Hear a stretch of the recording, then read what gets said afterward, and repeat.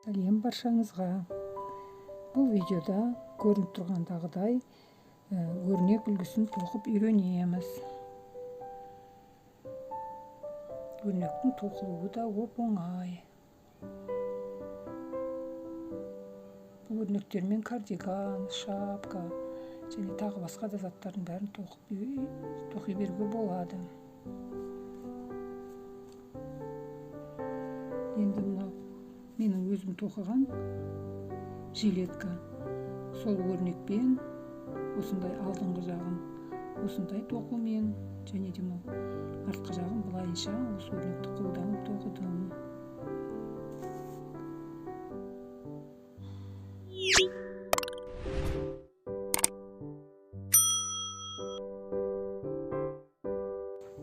Енді тізбек санын мынау үлгі болғандықтан қалағанымызша жинаймыз. Қанша бас екен. Сонан кейін кәдімгідей бірінші және соңғы торды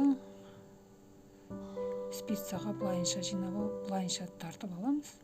Келесі тізбектерден оюды бастаймыз. Екінші тізбекті теріс қылып аламыз және мынау келесі екінші ілмектерді енді өрнек жасау үшін мынау екінші ілмектен оң қылып аламыз артқы жағынан. Енді бірінші тұрған мынау ілмекті тағы да оң қылып теріп аламыз спицаға.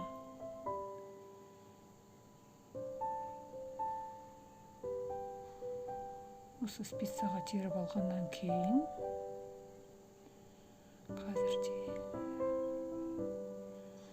теріп алғаннан кейін сол жақтағы спицада екі ілмек қалады. Осы екі ілмекті спицадан шығарамыз. Сол жақтағы спицадан ақырын тартып шығарамыз. Келесі ілмекті теріс қыламыз. Теріс аламыз. Осылай өрнектің бастамасын жасаймыз. Мінекей келесісі тағы да осы екі ілмектен артқысын, екіншісін теріп алдық. Енді біріншісін де солай оңғып тоқып, теріс оңғып тоқып аламыз. Мына екі бос жіпті спицадан шығарамыз. Келесі ілмекті теріс қылып аламыз. Осылай бастапқы тоқымаларды жаймен асықпай өстіп айтып отырайын. Бірге тоқиық. Мінекей әдетте айтқандағыдай екінші ілмектен теріп алдық, енді бірінші ілмектен теріп алдық. Осылай соңына дейін асықпай істейміз. Тоқи береміз.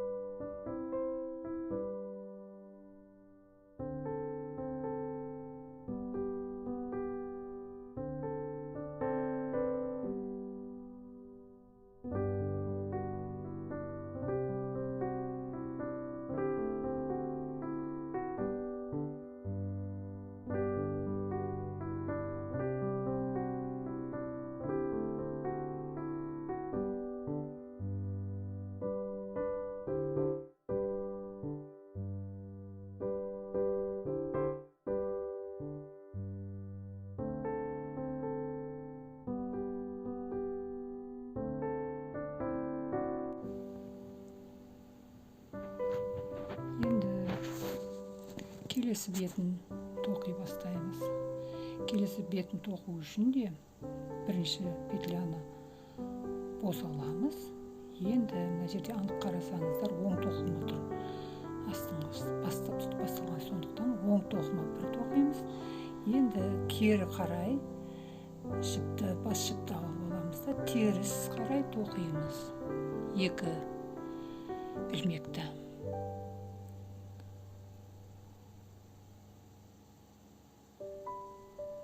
осылай теріс жағынан тартып аламыз. Қазір шамалыдан кейін түсініктеу болып көрсетемін. Мінекей бірінші оңды оң қылып аламыз. Келесі екі теріс қой, соны екі терісті екінші ілмектен теріс тоқып аламыз. Спицадан алмаймыз. Алғашқы бірінші ілмектеді теріс тоқып аламыз, шығарамыз. Екеуі теріс болды. Енді оң. Тағы да. Жоқ. Бұлай. Екінші теріс. Бірінші ілмекті тағы да екінші теріспен алып аламыз. Сол жақтағы спицадағы екі жіпті жібереміз. Бұл тоқыманың артқы жағы, теріс жағы.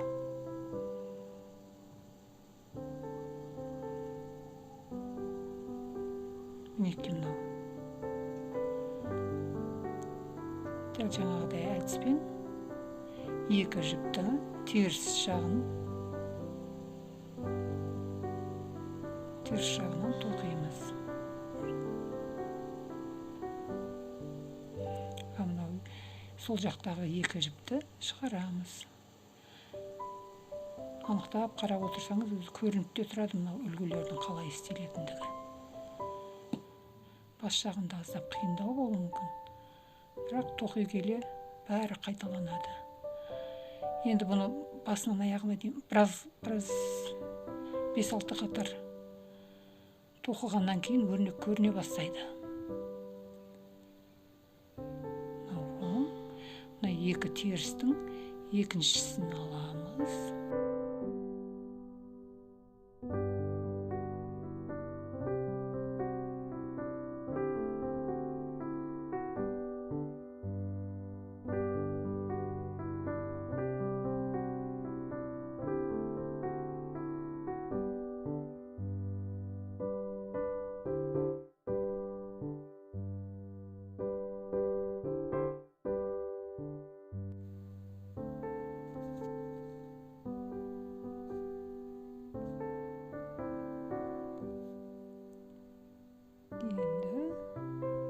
Келесі бетін аударып алып тоқимыз.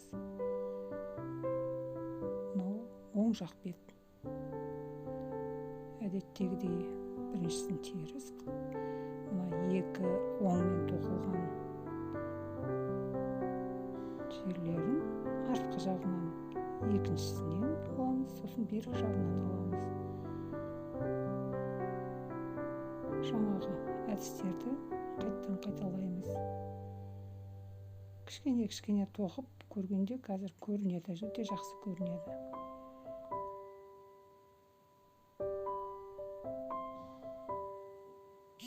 Мінекей сол жақ жіпті алып алдық. Келесін оң жақты бірінші артқысын, одан кейін алдыңғы жібін жинап алдық оң қылып. Бір теріс. Екі оңды крест-накрест айқастырамыз. Осындай әдіспен сол жағынан сол теріс. Оңмен крест-накрест. Оң тоқып аламыз. Мінекей қыздар, қатты қиын да емес.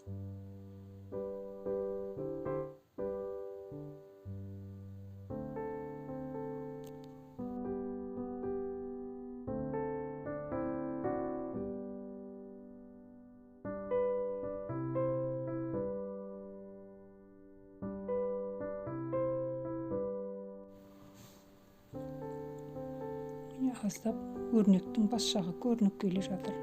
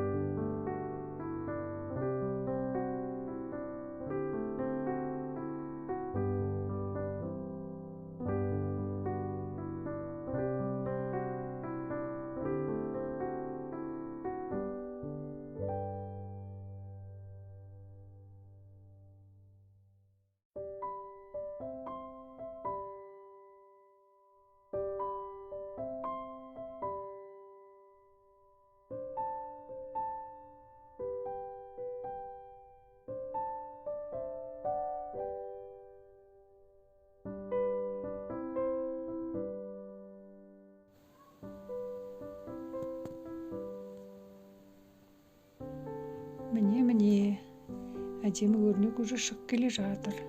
Бір енді 2-3 қатар тоқылса, одан да әдемі болады. Қыздар, шеберліктерің шыңдала берсін. Менің аздап көмегім тиіп жатса, құба-құп. Сіздер де менің парақшамға лайк басып, комментарий жазыңыздар. Қателіктерім болса айта беріңіздер. Мен де енді үйреніп жүрмін мына YouTube каналыма. Бұлай тоқыманы бұрыннан соқимын. Бір-бірімізді қолдайық, көмектесейік.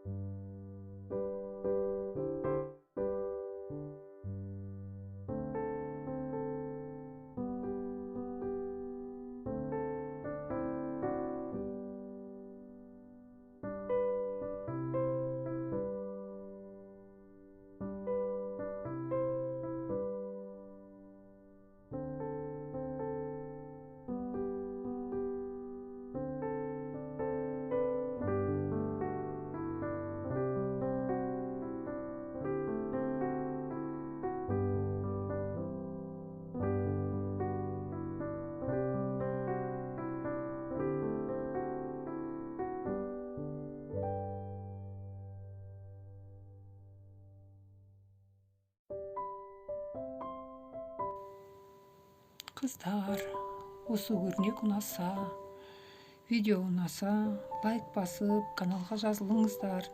Ұмытпаңыздар, арнаға жазыламыз. Сіздерге де сәттілік тілеймін. Көп рахмет.